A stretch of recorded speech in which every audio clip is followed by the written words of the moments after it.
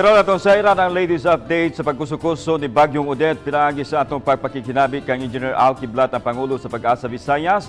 Good morning, mayong hapon, Engineer Kiblat. Kung sa latest karon, asa na karon himutang ang Bagyong Odette? May hapon na itong tanan, Sir Alan. Si Bagyong Odette, no, bago lang yung landfall. Ganun ang 450, ikatulon niyang landfall diyang dapita sa Aliluan, Southern Leyte.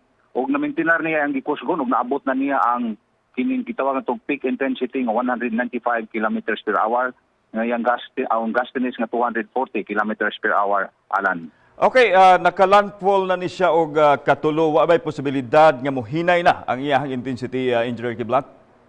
Natay gipaabot nga slight nga weakening, Sir Alan, pero ipaabot na to nga moabot ni diri sa Bohol o diri sa Cebu, ingon man sa Negros Oriental. Typhoon category gyapon nga gi-expect na to ang hangin moabot og 150 kilometers per hour. Okay, diri sa Cebu ug Bohol, unsang oras sa inyo bana nga makalandfall kung mulandfall man? Ang berbana na to between 6 to 6 and 7 p.m. diri sa Ubay, Bohol, and then mo cross ni sa Cebu between 9 to 11 aring dapita sa Karkar, San Fernando, Sibunga area. Ug dayon moabot kini dito sa Negros Oriental, sa may Tayabas, Ayungon, Bindoy area sa mga alas 11 hangtod na sa sayong kadlawon sa Siralan. Ug dayon mo adto na ni sa Sulusi ug sa buntag ug ipaabot na to nga human siya mo cross ditong dapita sa Northern Palawan atong ipaabot nga mogawas sa Philippine Area of Responsibility Sabado sa hapon, Alan. Okay, naabot na ang peak nga 190 to 240 kilometers per hour. So di na ni siya posible nga maabot pag super typhoon, Engineer Kiblat, ang kategory nini? Dili na kay nakalandfall na, Sir Alan, atong expect nga mo hinay pa siya. Posible nga maabot siya ang super typhoon kung mo-intensify siya further kung adto na po niya sa kadagatan sa Sulusi. Atong gitanaw karon nga typhoon category lang siya, kay ang super typhoon category magsugod man og 220 kilometers per hour pataas.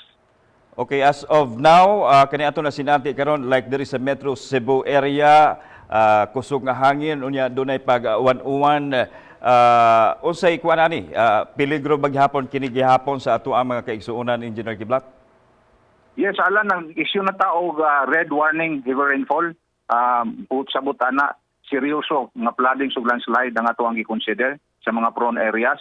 O kanang 160 kilometers per hour nga atong ipaabot nga hangin, kusog na kay na siralan nga makamug na nagdagkong balod. O kining storm surge nga atong ibantayan nga gipaubos na ta sa orange color sa ato ang base sa atong color coded nga storm surge warning. Ug sabot nga posibleng 3 meters ang gitason nga storm surge ang tagpas diha sa kabaybayunan sa Central Visayas, mga low-lying areas dool sa kadagatan, Alan. Mag-isgutag ulan gidakanon sa tubig, pila ka baril atong expected nga mabubo or mamugna nining naasong bagyo?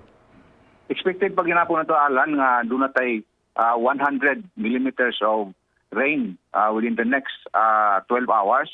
So kanang 100 burag tupong-tupong na sa ato ang ulan nga madawat sa naanda na to sa sud sa usa ka buwan sa Disyembre. Ang equivalent na siralan mga 500,000 barrels per square kilometer area. Okay. Daghang kayong salamat, Engineer Al Kiblat, sa imong panahon karong hapon ug may hapon. Daghang salamat sa siralan ug hamping tantanan.